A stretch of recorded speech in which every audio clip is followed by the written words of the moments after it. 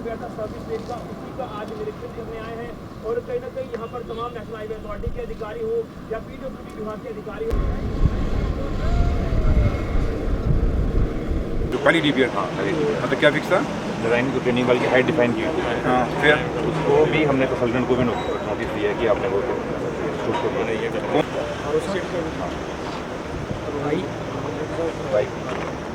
मजबूर कर दिया सर नहीं, माता चीची के चरणों में हम आए हैं और यहाँ पे जो ये पूरा नेशनल हाईवे का जो एक पूरा रास्ता था, एक रोड था, वो बह गया पानी में। और ये हमने ये सोचा था, क्योंकि माजी में हमेशा हमने कई बार देखा कि यहाँ पे रोड बहता था, टूटता था, क्योंकि दरिया अपनी डायरेक्शन चेंज करता था।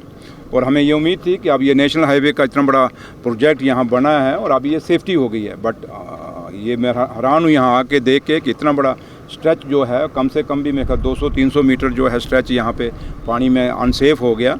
और यहाँ ये पता लगता है कि जब मुझे आके यहाँ पता लगा, क्योंकि जो पहले डिज़ाइन इन्होंने किया वो डिज़ाइन का फेलियर है जो कुछ हुआ, क्योंकि जो रिटेनिंग बाल बनाई गई उसका जो डिज़ाइन किया गया, इनका जो नेशनल हाईवे अथॉरिटी का जो कंसल्टेंट था उसकी गलती माने, नेशनल हाईवे अथॉरिटी की गलती माने। अब ठेकेदार तो ठीक है, ठेकेदार एक बिजनेसमैन है, उसने अपना बिजनेस करना है, अपना काम करना है, पैसा कमाना तो चले जाना है। बट टेकर तो हम हैं, जम्मू कश्मीर की सरकार इसकी टेकर है और जम्मू कश्मीर के लोगों ने इसके ऊपर चलना, और हिंदुस्तान के कोने कोने से लोगों ने इस सड़क पे चलना है। और ये कहीं अब शुक्र है, अब ये कहीं कोई लोगों की यहाँ कैजुअल्टी नहीं हुई और या कोई गाड़ियाँ नहीं बही या कोई गाड़ियाँ नीचे नहीं गिरी। तो इसलिए मैंने खुद अपनी आँखों से, क्योंकि बड़ी शिकायतें आ रही थी और मुझे बड़े लोगों ने फ़ोन भी किए, मेल्स भी किए मेरे ऑफिस में, तो आज मैंने फिर प्रोग्राम बनाया कि मैं चलूँ। और इसलिए मकसद एक ही था, मैं अपनी आंखों से देखना चाहता था, क्योंकि ऑनरेबल चीफ मिनिस्टर साहब ने भी कहा है कि खुद जाके देखो वो ऐसा क्यों हुआ कि इतना बड़ा हिस्सा क्यों बह गया।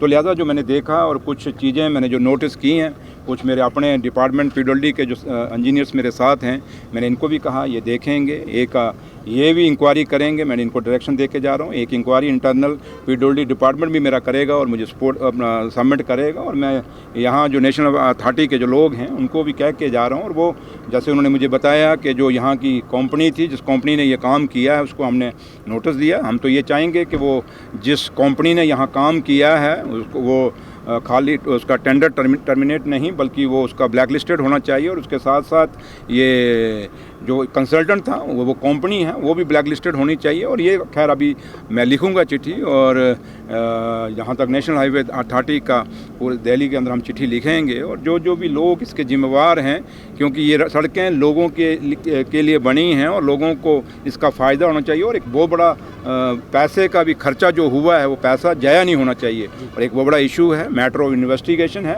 इन्वेस्टिगेशन कराएंगे, हम अपनी तरफ से भी कराएंगे, मैं डीसी साहब से भी बात करूंगा। तो लिहाजा मकसद यहाँ आने का यही था कि हम देख रहे थे, क्योंकि काफ़ी सारे प्रोजेक्ट जम्मू कश्मीर में नेशनल हाईवे अथॉरिटी के चल रहे हैं और मॉर्थ के चल रहे हैं, तो कहीं क्योंकि बाकी भी कई फ्लाईओवर्स हैं, कुछ हैं, तो ऐसी चीज़ें नहीं होनी चाहिए। क्वालिटी से और डिज़ाइन से कोई कॉम्प्रोमाइज़ हम लोग नहीं करेंगे।